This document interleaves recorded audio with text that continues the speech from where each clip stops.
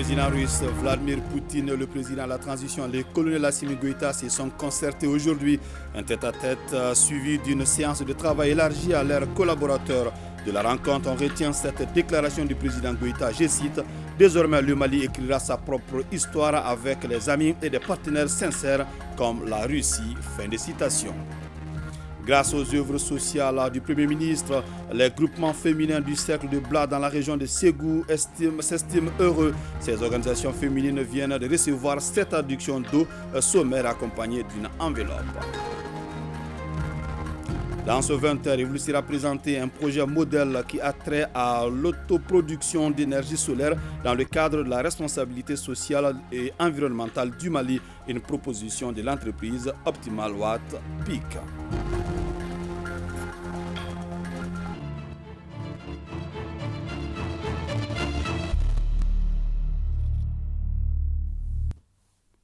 Nous sommes heureux de vous compter parmi nous. Bonsoir et bienvenue dans ce 20h. Désormais, le Mali écrira sa propre histoire avec des amis et des partenaires sincères comme la Russie. Déclaration du président de la transition, chef de l'État, qui a rencontré aujourd'hui le président russe Vladimir Poutine pour un tête-à-tête suivi d'une séance de travail élargie à leurs collaborateurs. Les deux parties ont salué la qualité de ces relations basées sur des valeurs communes et ont convenu de les renforcer. Signe de la vitalité de ces relations, 4 accords de coopération ont été signés au cours du sommet Russie-Afrique. Envoyés spéciaux, Yaya Konaté, Adama Kamara et Abdul Salam Bambara. Après plusieurs entretiens téléphoniques, enfin un face-à-face Assimi Goïta, Vladimir Poutine. Deux chefs d'État qui se vouent un grand respect mutuel, le président Goïta considérant la Russie comme un grand ami du Mali et le président Poutine parlant du Mali comme un des partenaires clés de la Russie dans la région. Résolu à maintenir le dialogue et à faire passer les relations à un niveau supérieur, les présidents maliens et russes, entourés de leurs proches collaborateurs, ont passé en revue tous les aspects de leur coopération. Monsieur le Président, nous sommes résolus à continuer nos investissements et nos travaux en matière commerciale. J'ai noté malheureusement une baisse du volume de nos échanges, alors qu'avec beaucoup de pays africains, au contraire, nous avons une augmentation de ce volume d'affaires. Et cette année, nous avons eu un projet d'extraction de lithium. Et donc,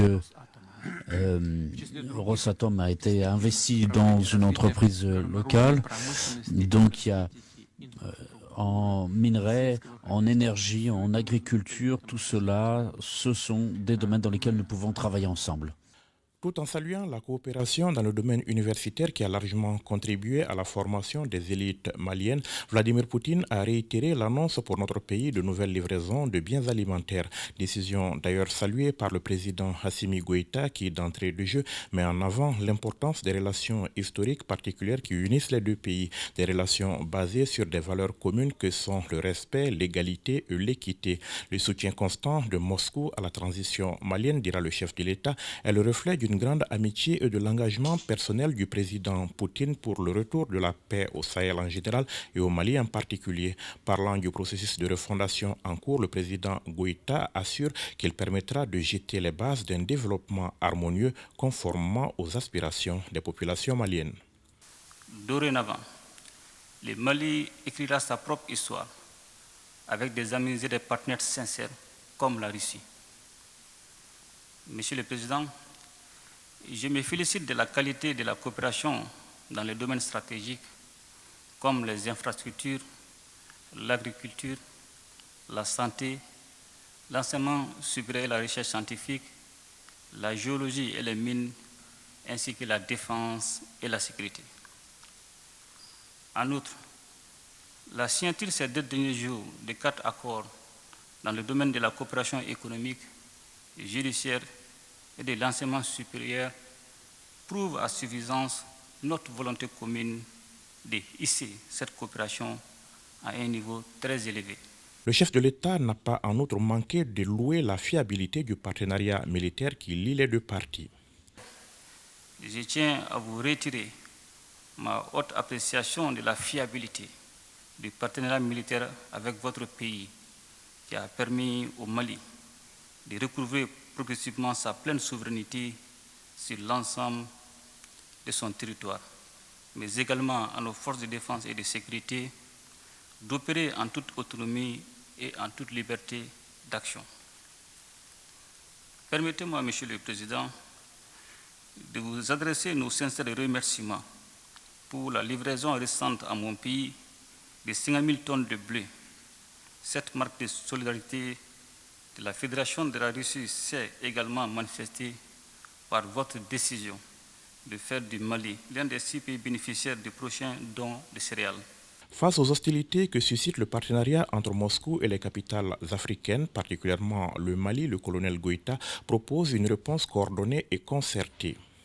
Au regard du contexte international particulièrement tendu, de nombreux pays africains, notamment le Mali, reçoivent des pressions sans précédent exercées par certains pays qui voient d'un mauvais œil le partenariat avec la Russie et veulent nous sanctionner pour nos choix souverains.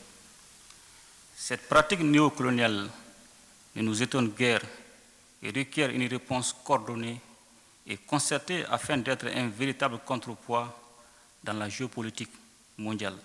L'amitié russo-malienne ne souffrira d'aucune instrumentalisation, dira le président Goïta, qui a exprimé la solidarité du peuple malien envers celui de Russie, un pays dont la présence aux côtés du Mali inspire au chef de l'État l'adage selon lequel c'est dans les moments difficiles que l'on reconnaît les vrais amis, des amis qui font aujourd'hui montre d'une grande identité de vue sur les questions internationales. En marge de sa visite à Saint-Pétersbourg, le président de la transition s'est entretenu ce matin avec les Maliens établis en Russie. Des sujets étaient essentiellement au centre de la rencontre, les nouvelles du pays et les préoccupations des Maliens de Russie. Ibrahima Traoré, Adama Kamara et Abdul Salam Bambara. Saint-Pétersbourg, le président de la transition à l'écoute de ses compatriotes établis en Russie. Ils sont environ 1200 à travers le pays et près de 100 à Saint-Pétersbourg. Ce sont des étudiants, des militaires en formation et des résidents. Face au chef de l'État, ils affichent leur soutien à la transition et égrènent quelques préoccupations. Permettez-moi d'insister sur le problème majeur qui est le montant de la bourse. C'est très difficile de vivre ici. Vous avez vu le niveau de vie. Donc ça, c'était le problème majeur que nous voulions vous faire part. Je voulais parler un peu aussi des problèmes au niveau des résidents et des immigrés. Bon, c'est toujours les mêmes problèmes un peu partout. C'est que lié aux documents administratifs qu'ils ont, qu'ils doivent obtenir de l'État malien, qui prennent du retard souvent pour que vraiment les gens puissent s'en procurer. Toute la jeunesse, pas seulement du Mali, on entend parler un peu partout de toute l'Afrique. Nous sommes fiers de ce qui se passe aujourd'hui au Mali. Nous sommes prêts à vous accompagner. Parce qu'on n'a qu'un seul Mali, c'est notre dénominateur commun. On n'a pas d'autre. Présentant sa juridiction qui couvre 12 pays, l'ambassadeur du Mali en Russie n'a pas manqué de magnifier l'excellence des relations entre Bamako et Moscou. Une coopération, selon lui, respectueuse des principes qui guident l'action publique au Mali. La communauté malienne en Fédération de Russie a suivi également avec beaucoup de fierté et d'intérêt vos décisions courageuses dans le cadre de la refondation du Mali. Ces décisions ont permis la montée en puissance de nos forces armées et de sécurité qui terrorisent désormais les groupes armés terroristes, libèrent le génie créateur du peuple malien qui relève les défis dans tous les domaines, tout en suscitant chez tous les Africains l'espoir d'une Afrique qui se libère désormais des chaînes du néocolonialisme et s'assume. Le président de la transition s'est adressé en Bamanakan à ses compatriotes en rappelant les grandes actions et les ambitions de la transition dans tous les domaines. Après la sécurité, d'énormes efforts sont consentis maintenant pour développer le pays. Le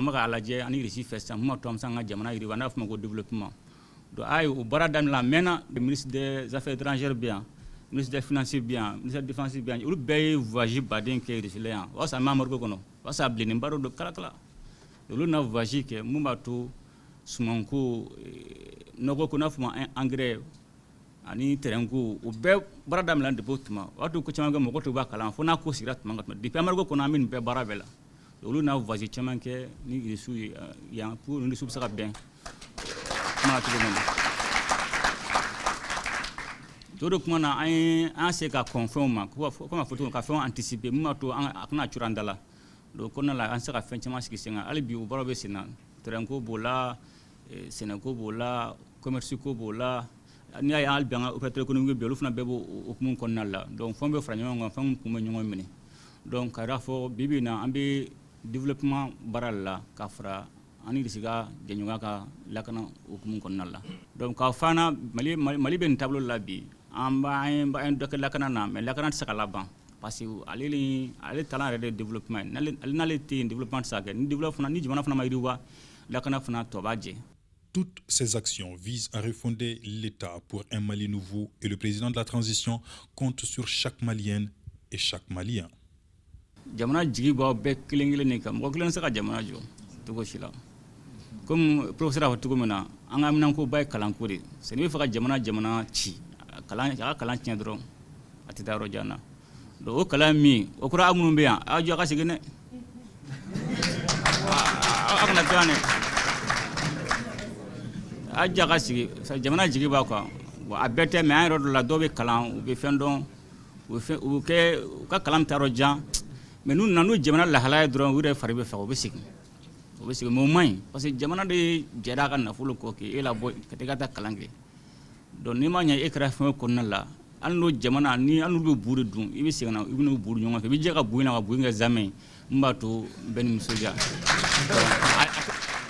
tɛ to kɔ donc mali jigi b'aw bɛɛ kan aw minnu bɛ kalan na mali jigi b'aw bɛɛ kan a kɛra civil kunda a kɛra sɔrɔdasi kunda ye.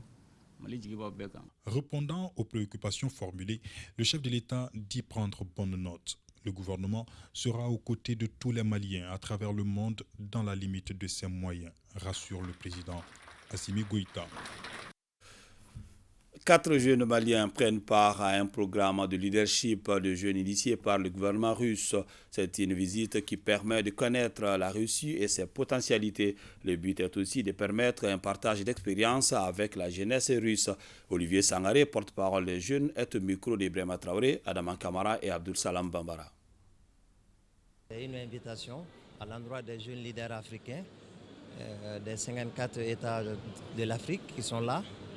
Avec des jeunes russes pour pouvoir partager des expériences, exposer nos différents problèmes sur le continent, notamment dans nos pays, dans les domaines de la sécurité alimentaire, dans les domaines sur les questions de potentialité économique et aussi les domaines de santé, agriculture, etc. Donc nous sommes là depuis le mardi, donc on a eu des échanges avec des universités ici, avec d'autres jeunes russes et les discussions continuent. Des jeunes ont des projets parmi nous, donc ça sera l'occasion de pouvoir présenter ces projets et aussi avoir des partenaires potentiels pour le financement. Parlons à présent de ce point de presse animé par le président russe devant plusieurs organes de presse étrangers fortement mobilisés pour la couverture du sommet Russie-Afrique. Au journaliste Vladimir Poutine a expliqué les enjeux de ce deuxième sommet et le partenariat russe-Afrique. Des questions d'actualité ont été aussi abordées. Bourama Traoré. Face à la presse internationale, le président russe rappelle sa volonté de construire un partenariat équilibré, solide et gagnant-gagnant avec l'Afrique. Le paternalisme semble révolu pour Vladimir Poutine. Nous avons confirmé notre volonté de faire le monde juste, démocratique, multipolaire, qui se base sur les principes du droit international universellement reconnus et sur la charte de l'ONU. Nous avons noté également notre volonté de lutter contre le néocolonialisme, contre les sanctions illégitimes, ainsi que des tentatives de saper les valeurs traditionnelles. Nous avons réaffirmé l'accord de Sochi de tenir des rencontres entre la Russie et le continent africain une fois tous les 3 ans. Ce seront les rencontres au sommet. Entre ces rencontres, nous allons voir le fonctionnement du mécanisme du partenariat en dialogue. Il y aura des consultations régulières entre les ministères des Affaires étrangères de la Russie et des pays africains et des rencontres avec les autorités de l'Union africaine. Il a été prévu d'instaurer un nouveau mécanisme permanent russo-africain pour coordonner nos décisions dans la sécurité et de prendre des décisions en matière de la lutte contre le terrorisme et l'extrémisme, pour parler de la suffisance alimentaire, des technologies d'information, le non-déploiement des armes dans l'espace et le changement climatique.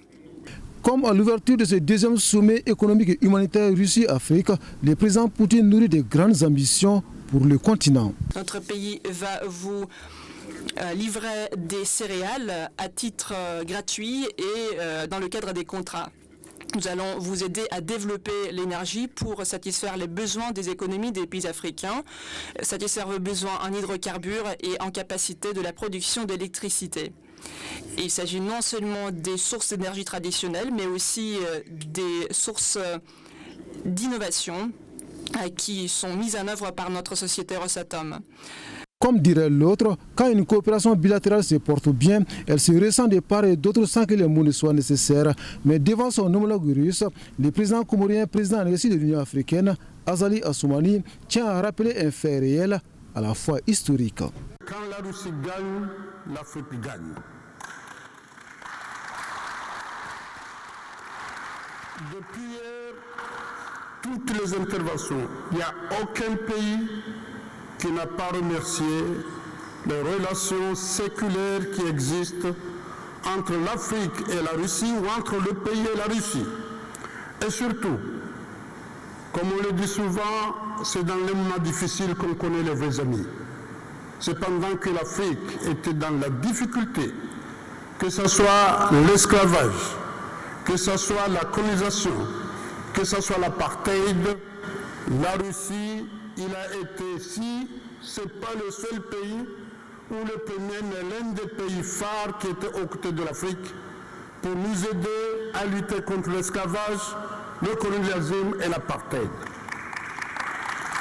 Donc c'est une relation séculaire. Pour maintenir, voire renforcer ces bons partenariats, les chefs d'État et de gouvernement ont décidé de la mise en place d'un mécanisme de suivi des conclusions de ce sommet d'ici à un prochain rendez-vous prévu dans 3 ans.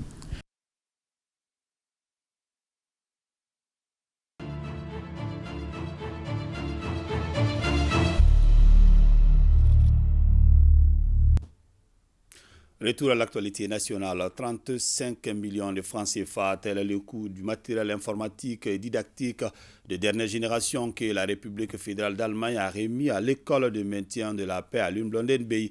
Cette remise s'inscrit dans le cadre de la mise en œuvre du projet GIZ de soutien à l'architecture et aux opérations de paix et de sécurité de la CEDEAO. Mamari Kone.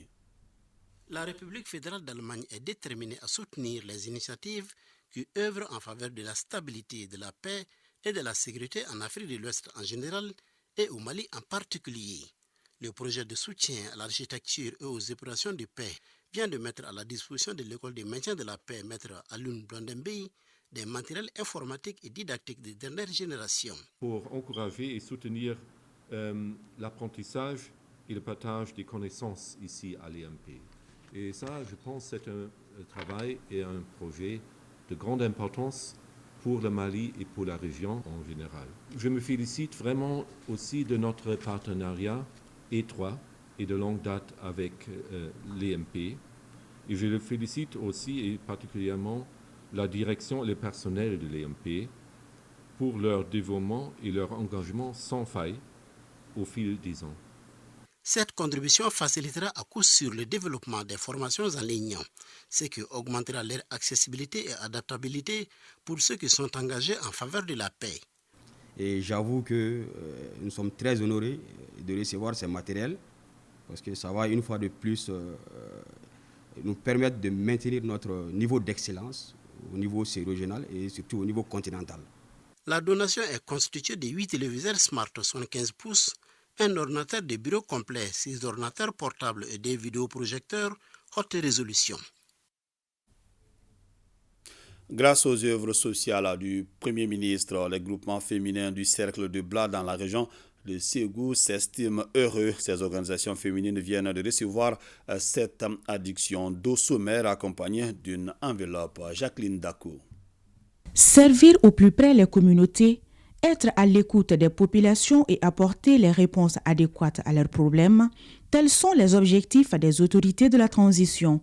Ainsi, dans le cadre des œuvres sociales de la primature, le Cercle de Bla reçoit 7 adductions d'eau sommaire au profit des maraîchères. Je me rappelle la première fois où nous sommes arrivés ici, on était parti dans un périmètre villageois qui est à 5 km d'ici. La brave dame qu'on a trouvée nous a dit, elle prend une charrette pour venir chercher de l'eau à 5 km à Bla, pour retourner aller travailler dans le périmètre. Imaginez aujourd'hui, ce groupement a un forage dans le périmètre. Imaginez la réduction de la pénibilité de la femme, l'apport économique tant pour la famille que pour la région que pour le pays. Nous sommes à la veille de la journée panafricaine des femmes, c'est le 31 juillet. Nous pensons que cet événement tombe à point nommé. En plus des addictions d'eau sommaire, les groupements féminins Benkadi, Danayaton, Nieta de Bla reçoivent chacun une somme de 250 000 francs CFA et les groupements Niama et Senta dans la commune rurale de Falo 150 000 francs CFA pour le démarrage des activités génératrices de revenus. Nos salades et concombres provenaient de Koutiala à cause de la pénurie d'eau. Tout cela est fini. Désormais, c'est les autres qui viendront s'approvisionner chez nous. Cela grâce au président de la transition, colonel Assimi Goïta, et au Premier ministre, Dr Shogel Kokala Maïga. Nous sommes très contentes et nous promettons de faire bon usage de ces ouvrages. En plus de ces forages, il est prévu ici pour le CCRF du cercle de Bla une ambulance médicalisée de dernière génération et un appareil échographique pour le CCRF de Bla. Au dire de l'envoyé spécial de la primature, en plus des addictions d'eau sommaire offertes à la population, le Premier ministre s'engage à clôturer les différents périmètres maraîchers de Bla pour les sécuriser davantage. La Comatex est en pleine production et les commandes demeurent multiples. Le ministre de l'Industrie et du Commerce était ce vendredi sur le site. Moussa Alassane Diallo a rencontré la direction et les travailleurs de la Comatex. Kandesila. Les machines tournent à la Comatex à un peu plus de mois après la relance des activités par le président de la transition Assimi Goïta. Les productions reprennent de plus belle. Constat du ministre de l'Industrie et du Commerce qui a visité les installations. En tout cas, ce que j'ai vu ici est très réconfortant parce que le travail a repris de la façon la plus belle manière. Je voudrais adresser au président, son Excellence, le colonel Assimi Goïta, toute la reconnaissance des populations de Ségou. Visite guidée et rencontre avec la direction générale et les travailleurs ont permis au ministre de partager la vision du département qui est de porter haut la politique d'industrialisation du Mali, gage de tout développement. Cette refondation de la politique industrielle du Mali repose essentiellement sur la transformation des produits locaux. Il s'agit donc d'encourager la promotion, le développement des grandes industries et des petites et moyennes industries pour leur permettre d'assurer la transformation des produits locaux. Le 22 septembre 2023 va arriver bientôt. Je voudrais lancer un appel à l'ensemble des Maliennes et à l'ensemble des Maliens. Un Malien, un pagne Comatex pour célébrer avec éclat le 22 septembre 2023. Pour cela, le ministre de l'Industrie et du Commerce lance des messages, la conjugaison des efforts des travailleurs pour soutenir cette dynamique de la relance des activités, mais surtout un message à l'ensemble des Maliens à consommer nos produits. Rencontre entre la ministre de la Santé et les différents partenaires de son département, échanger sur les voies et moyens susceptibles de renforcer les actions entreprises sur le terrain, tel est le bien fondé de cet exercice. Komba Sissé. Cette réunion entre les partenaires techniques et financiers et le ministre de la Santé et du Développement social vise à échanger sur les différentes missions que chaque organisation mène au Mali. Nous avons essayé de présenter à Madame le ministre notre grand plaisir de vouloir travailler toujours comme d'habitude avec le ministère, de voir beaucoup plus de concertation toujours pour pouvoir atteindre toute la population malienne. Selon le chef du département, des initiatives sont en cours pour renforcer le secteur au Mali. On vous remercie déjà pour tout ce que vous êtes en train de faire et tout ce que vous allez encore faire. Les défis sont énormes, mais on ne dirait pas que tout est insurmontable. Il y a quelques grands axes. Il y aura notamment, on essaiera de promouvoir la santé pour le bien-être de toute la population malienne. On continuera l'opérationnalisation du régime d'assistance universelle. On continuera le renforcement des capacités, non seulement des ressources humaines, mais aussi des capacités de nos structures sanitaires. Et enfin, le chantier qui risque d'être le plus large, ça c'est les réformes. Il y aura beaucoup de réformes à faire. Il y aura notamment la transformation de beaucoup de centres de santé de référence en hôpitaux de district. Il y aura des réformes par rapport à beaucoup de gratuité. Une rencontre individuelle est en vue selon le ministre en charge de la Santé pour trouver des solutions aux différents problèmes liés à l'accès à la santé pour tous. Après Pretoria, c'est Bamako qui abrite la rencontre d'échange entre chercheurs scientifiques et médecins sur les avancées de la science et de la technologie en Afrique, organisée par la Fondation Science Afrique en collaboration avec l'Université des sciences, des techniques et des technologies de Bamako. Cette édition est consacrée à l'intelligence artificielle, notamment dans le domaine de la santé globale. Awa Adaman Klouvali. L'intelligence artificielle est en train de révolutionner le monde. Comment positionner l'Afrique dans cette révolution technologique à grande vitesse? Les scientifiques africains se penchent sur la question pendant 2 jours. L'intelligence artificielle, c'est le futur, c'est demain. Donc il est grand temps que l'Afrique puisse prendre le devant dans le cadre de cette activité-là qui demande dans beaucoup de contextes. Quand on fait l'agriculture aujourd'hui, on a besoin de l'intelligence artificielle. La science, n'en parlons pas. C'est pour cela que nous sommes engagés dans ce sens pour assurer que l'Afrique ait la position qu'elle souhaite et qu'elle mérite. Plus d'une trentaine de pays prennent part à ce cadre d'échange. Les attentes sont de taille. Première opportunité à laquelle j'ai participé, que nous sommes en train de nous focaliser sur cette révolution tout en s'assurant que nos différentes politiques mettent en place des cadres politiques qui puissent prendre en charge non seulement les éléments privés, l'intimité de nos différents patients, la sécurité de nos différentes données. Beaucoup d'opportunités sont annoncées, mais aussi il y a des peurs. Globalement, nous attendons à apprendre, échanger avec l'expérience des autres et pouvoir conseiller une meilleure utilisation des données en matière d'intelligence artificielle. Le Mali, pays hôte de cette 2e édition, a enregistré une avancée majeure en la matière. Les textes de la création du Centre malien de l'intelligence artificielle ont été validés par le dernier Conseil des ministres. C'est un centre d'intelligence artificielle et de robotique qui a pour seule ambition de faire en sorte que notre pays aussi puisse mener sa propre recherche sur cette question-là, puisse aujourd'hui, à partir de nos problèmes, trouver des solutions en passant par les applications numériques, en passant par l'intelligence artificielle et en exploitant tout ce que la robotique peut nous donner aujourd'hui comme perspective de développement. À la suite de cet atelier, l'Afrique du Nord sera la prochaine destination des scientifiques en vue d'explorer d'autres domaines de développement des 54 États de l'Union africaine. Le ministre de l'Élevage et de la Pêche a lancé les activités du projet Contribution au développement de la chaîne de valeur viande au Mali, un projet qui vient en appui à la stratégie pour l'exportation de la viande. Il est financé par l'Organisation des Nations Unies pour l'alimentation et l'agriculture, FAO. Daouda Kone.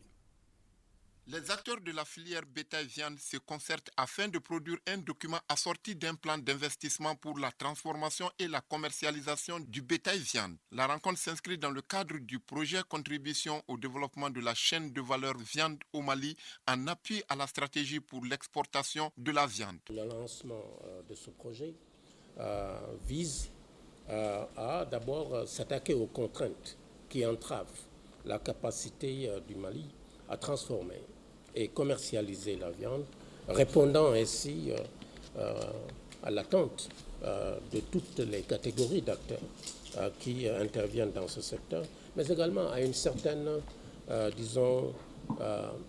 norme de qualité.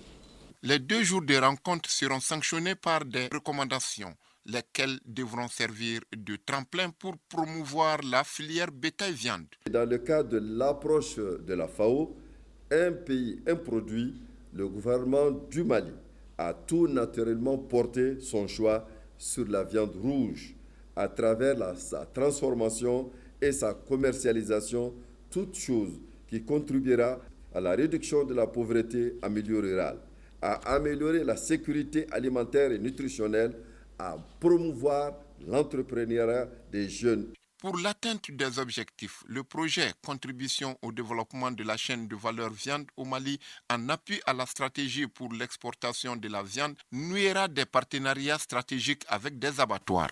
Il durera 2 ans et est financé par l'Organisation des Nations Unies pour l'alimentation et l'agriculture FAO à hauteur d'un peu plus de 110 millions.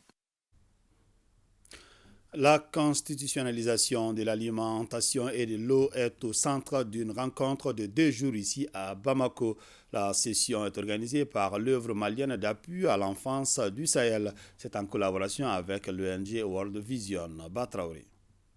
Malgré que le droit à l'alimentation soit reconnu au Mali, les populations vulnérables continuent de souffrir de faim. L'OMAS, l'œuvre malienne d'aide à l'enfance du Sahel et ses partenaires, dont l'ONG World Vision, engagent la réflexion sur la question. Il s'agit de favoriser l'engagement des membres du CNT au processus de plaidoyer pour une meilleure législation et financement en faveur de la nutrition au Mali. Les interventions de Right to Grow consistent à renforcer les capacités des organisations de la société civile et des acteurs du secteur privé, tout en favorisant la collaboration avec les autorités publiques en vue d'améliorer le leadership et la bonne gouvernance en matière de la nutrition et la sécurité alimentaire et eau, hygiène, assainissement.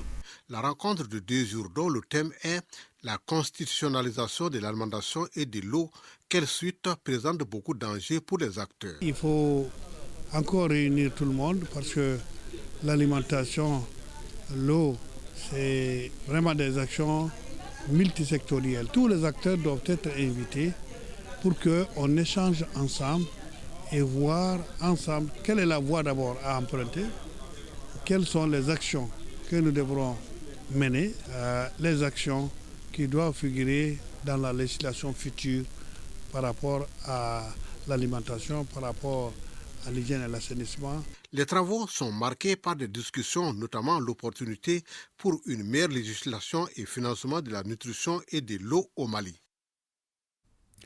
Découvrons ensemble ce projet pilote intitulé « Projet d'autoproduction d'énergie solaire dans le cadre de la responsabilité sociale et environnementale du Mali ». La proposition est faite par l'entreprise Optimum Watt Peak. L'initiative consiste à se servir uniquement de l'énergie solaire pour alimenter les petites et moyennes entreprises du Mali. Batraoré. Désormais, les petites et moyennes entreprises pourront compter sur la nouvelle entreprise Optimum Watt Peak qui propose un projet pilote d'autoproduction d'énergie solaire dans le cadre de la préservation de l'environnement et de la lutte contre le changement climatique. Elle a élaboré un dispositif de production d'énergie solaire de grande performance. Nous avons une installation solaire 63 panneaux pour une puissance installée de 30 kW crête.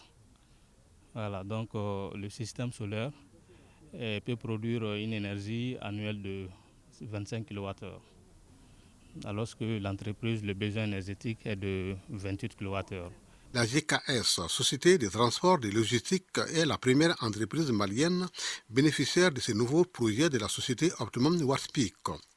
L'installation photovoltaïque mise à jour est dimensionnée pour satisfaire nos besoins à hauteur de presque 90%. Et cet investissement, normalement, nous permettra d'avoir une autonomie sur 20 ans. Je lance un appel aux petites et moyennes entreprises disposant des surfaces libres, toitures, parking, qui crament sous l'effet des rayons solaires, à s'intégrer dans ce processus de production d'énergie électrique. L'entreprise Optimum Watt Peak et la société GKS Logistique sont désormais liées par une convention de partenariat que les responsables ont signée à l'occasion. Les travaux de l'atelier sur la gestion intégrée des frontières ont pris fin. L'atelier en question est organisé par la direction de la police de l'air pour renforcer l'intervention de la police au niveau des zones frontalières. Parmi les recommandations formulées à l'issue des travaux, on peut retenir la formation continue de la police de l'air. Youssouf Diakité. 3 jours de réflexion, de diagnostic et d'analyse des difficultés que rencontre actuellement la police de l'air.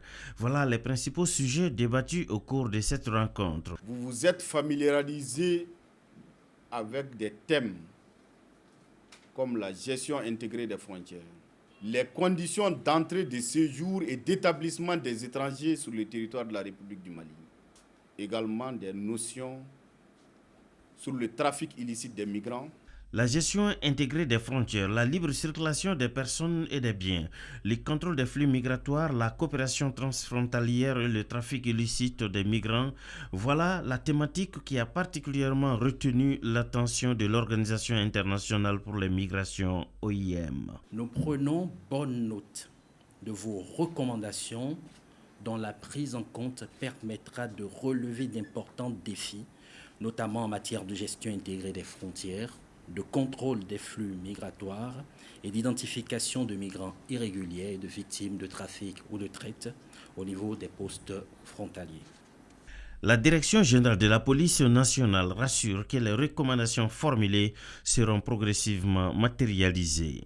Je suis conscient des défis auxquels les zones frontalières sont confrontées et nous allons tout mettre en œuvre pour que ces difficultés soient en tout cas atténuées. L'objectif final, c'est d'arriver à la facilitation de la circulation des personnes et des biens. Deuxième comité directeur du projet d'Outloma ou femmes piliers de la famille. De la rencontre, certains souhaits ont été évoqués, notamment l'implantation des champs d'école dans toutes les zones d'intervention du projet au titre de l'exercice 2022-2023. Batraoré. Le deuxième comité directeur du projet d'Outloma aux femmes piliers de la famille se tient après la première année d'activité effective du programme. Occasion pour les responsables de partager les acquis avec les membres du comité directeur. Au titre de l'exercice courant, on note l'implantation des champs-écoles dans toutes les zones de couverture et la formation adéquate de leurs agents d'encadrement. Pour le plan de travail 2023-2024, l'accent sera mis sur la préservation des acquis dans les 3 composantes du projet. Pour cette première année, on a pu dépasser 1,2 milliard. Et là, pour cette deuxième année, on a tablé sur 1,8 milliard. Puisque là, nous allons commencer maintenant les financements des fonds d'appui économique. Ce serait des gros investissements, notamment les réalisations de périmètres maraîchers, la construction de magasins et les financements des plans de commercialisation de nos partenaires. Le projet d'Outloma vise le renforcement de l'autonomisation socio-économique et du bien-être des agricultrices et des femmes de sa zone de couverture. Il est financé par la coopération canadienne. Il s'agit de plus de 50 ans d'efforts aux côtés du Mali afin d'appuyer la protection et le bien-être des personnes les plus vulnérables. Le département encourage cette action et invite la DNA et le projet à perpétuer la collaboration tout au long de la durée du projet. Dans la mise en œuvre du projet pour l'atteinte de son objectif ultime, qui est l'autonomisation socio-économique des agricultrices. Les régions bénéficiaires du projet d'Outloma sont celles de Koulikoro, Dioula, Sikasso, Ségou et San.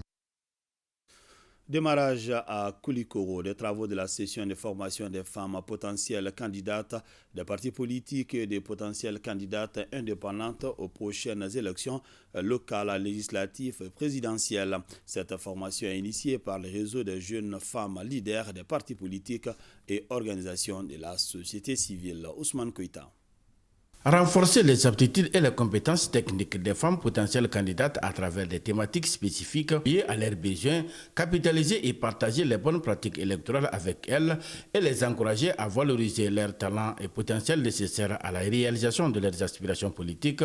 Voilà entre autres objectifs visés par cette session de formation. Cette période de transition au Mali doit être une opportunité pour les femmes, non seulement de prendre part effectivement aux différents processus, mais également de prendre en compte leurs besoins spécifiques dans les réformes institutionnelles et politiques en cours afin d'assurer une démocratie plus inclusive, gage de la sécurité sociale. Ces sessions de formation des femmes potentielles candidates restent une contribution du NDI au processus électoral au Mali et un appui important aux partis politiques en vue de leur renforcement.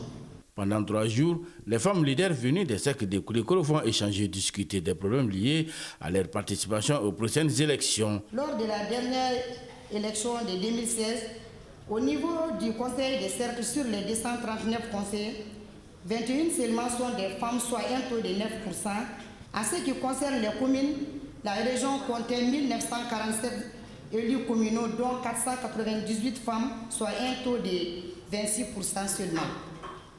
Dans la région, il n'y a qu'une seule femme maire.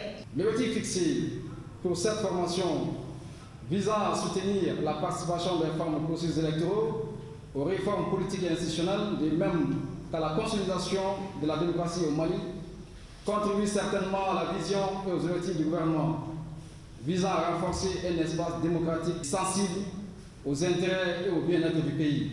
Notons que la présente session de formation est financée par le NDI.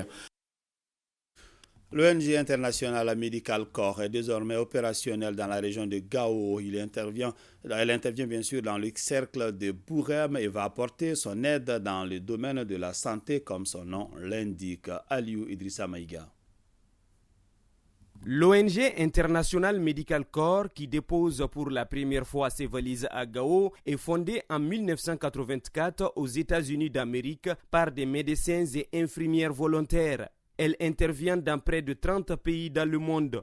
Au niveau de Gao, International Medical Corps va intervenir essentiellement dans le cercle de Bourem. Compte tenu des besoins humanitaires qui sont dans le cercle de Bourem particulièrement, notre organisation a décidé d'étendre son programme afin d'apporter des services vitaux dans ces secteurs. À Gao, International Medical Corps lance ses activités à travers 2 grands projets. Le projet financé par BHA, c'est un projet humanitaire de 2 ans. Le deuxième projet, qui est financé par l'Union européenne à travers la DG ECO, s'inscrit dans le cadre de financement qu'on appelle le HIP 2023. Ces 2 projets complémentaires qui ont été conçus pour atteindre les populations de manière synergique. Le premier projet est intitulé « Réponse d'urgence aux besoins critiques en matière de santé ». Le deuxième projet s'intitule « Assistance d'urgence pour l'offre de services vitaux en santé ». Santé mentale et soutien psychosocial, nutrition et protection contre les violences basées sur le genre pour les personnes vulnérables dans les régions de Tombouctou, Gao, Douanza, Mopti et Bamako. Les 2 projets humanitaires sont financés à plus de 4 milliards de francs CFA par l'USAID et l'Union européenne. Ils seront mis en œuvre par International Medical Corps en collaboration avec les services techniques de l'État.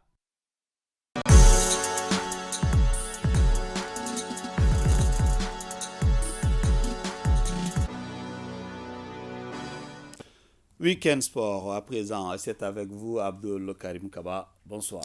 Bonsoir, Fissene Toukara. Bonsoir tout le monde. Démarrons cette page des sports par l'Afrobasket Senior Dame Kigali 2023. La 28e édition a donné son coup d'envoi hier, vendredi, dans la capitale rwandaise. En ce qui nous concerne, les Aigles du Mali, logés dans la poule C, en compagnie du Sénégal et de l'Ouganda. En premier match, le Mali a battu l'Ouganda par 85-66. Cet après-midi, l'Ouganda domine le Sénégal 85-83. Le programme de demain prévoit dans le groupe D, l'Égypte jouera contre le Nigeria, l'Angola et le pays hôte, le Rwanda, seront aux prises dans le groupe A. Dans le groupe C, le Mali affrontera le Sénégal à partir de 19h. Signalons que les vainqueurs de groupe A, B, C et D seront directement qualifiés pour les quarts de finale, tandis que les équipes qui termineront 2e et 3e se rencontreront le 1er août dans les cadres de qualification pour les quarts de finale. Cette 28e édition de l'Afrobasket Rwanda 2023 se poursuivra jusqu'au samedi 5 août prochain. Voilà, la belle victoire des dames du Mali face à l'Ouganda. Toujours sur le continent, les rideaux sont tombés hier sur le championnat du monde des sports scolaires, notamment en football au Maroc 2023. Le Mali termine 5e, les 4 équipes éliminées en quart de finale de la Coupe du monde des sports scolaires, classées 5e, 6e, 7e et 8e place. Donc, dans cet exercice, le Mali a dominé le Brésil par 2-1 et l'Angleterre par 4-1. Le Mali se classe donc 5e mondial en termes de statistiques pour le Mali en 6 matchs, 5 victoires, 1 nul, 19 buts marqués et 2 encaissés au classement général. En garçon, la première place est revenue à la France et la deuxième, et en filles, c'est la Chine qui a été première. Notre pays, le Mali, présent en filles et garçons, s'est classé 5e dans le classement général et 2e africain après l'Ouganda. Revenons à domicile pour parler de handball. Le championnat national de la discipline bat son plein dans la salle Mohamed Haïdara du stade 26 mars de Yirimadio. Demain, dans le groupe E, en 5e journée, il y aura des oppositions en dames. Centre Maïga de la base jouera contre Centre Omnisport de Missabougou. L'USFAS affrontera les Sigidekaï. Chez les hommes, Centre Maïga de la base sera opposé à l'AS Police. Le Centre Omnisport de Lafiabougou jouera contre le Soni de Gao et le Tata de Sikasso en découdra avec le Centre Omnisport de Missabougou. Déjà aujourd'hui, dans la 4e journée donc, du championnat, quelques résultats ont été enregistrés en hommes. Biton a été battu par le Sigdekaï 18-43 et l'USFAS l'emporte devant Debo de Mopti 37-21. Nous allons partir donc chez les enfants pour parler de ce tournoi de U12 et U13. Le complexe sportif Sidati Sissé à Samayana dans la commune du Mandé a habilité hier vendredi sa première journée sportive de détection dédiée aux jeunes joueurs de moins de 12 et 13 ans. Les équipes de U12 et U13 de Adiza Badra Mohamed Football Academy, ABM Football Academy, ont survolé la compétition en s'imposant dans les 2 catégories. Toutes les formations c'est-à-dire les 6 formations sur le podium, ont reçu des enveloppes et des trophées selon leur mérite. Rappelons que 10 centres du district de Bamako et environ ont participé à cette compétition. Merci Abdou Karim pour toutes ces informations. Merci bien Fouzouni Tunkara, et à demain. Le fils de l'ex-chef du canton de Koutiala n'est plus né en 1951. Il fut député à l'Assemblée nationale de 1997 à 2002. Son attachement aux valeurs sociétales lui a valu le titre de patriarche des Ouattara de Koutiala. Koutiala pleure donc un homme engagé pour le développement local. Brima Koni. Un baobab de légitimité traditionnelle du Mali est tombé. Oumar Cheikh Di Barou Ouattara, technicien supérieur de l'audiovisuel, fils du dernier chef de canton, nous a quittés ce samedi 29 juillet 2023 à l'âge de 72 ans. Il laisse derrière lui une famille et une population koutialaise inconsolable. Oumar Barou Ouattara a été député à l'Assemblée nationale de 1997 à 2002. Patriote engagé sur les traces de son père pour l'avenir et le devenir de Koutiala et du Mali tout entier, Barou était appelé le Djamanatiki de Koutiala bien que l'heure du cantonnement soit révolue. Cet engagement lui a valu le titre de patriarche des Ouattara de Koutiala. Flashback en 2021 quand son intronisation pour ce dernier titre avait drainé du monde attaché aux valeurs ancestrales dans la cour de l'ex-cantonat. Je remercie tout le monde vraiment de m'avoir fait confiance. La légitimité traditionnelle de Koutiala et l'administration de Koutiala vraiment vont travailler la main dans la main pour le bonheur de la ville de Koutiala. Oumar Cheikh Di Barou Ouattara n'avait pas manqué en 2022, lors du premier anniversaire de son intronisation, de livrer un message empreint de paix et de reconnaissance. Message de réconciliation pour tout le Mali. Message de solidarité entre nous. Je veux le développement et la paix pour mon pays. Un message de reconnaissance au président de la transition par rapport à l'honneur qu'il a fait aux autorités traditionnelles que nous sommes. Les obsèques de Oumar Cheikh Barou Ouattara sont prévues demain dimanche 30 juillet 2023 à 16h dans la grande mosquée de Koutiala. Dors en paix et patriarche. Ainsi prend fin cette édition. Merci de l'avoir suivi. Que le bon Dieu assiste notre pays.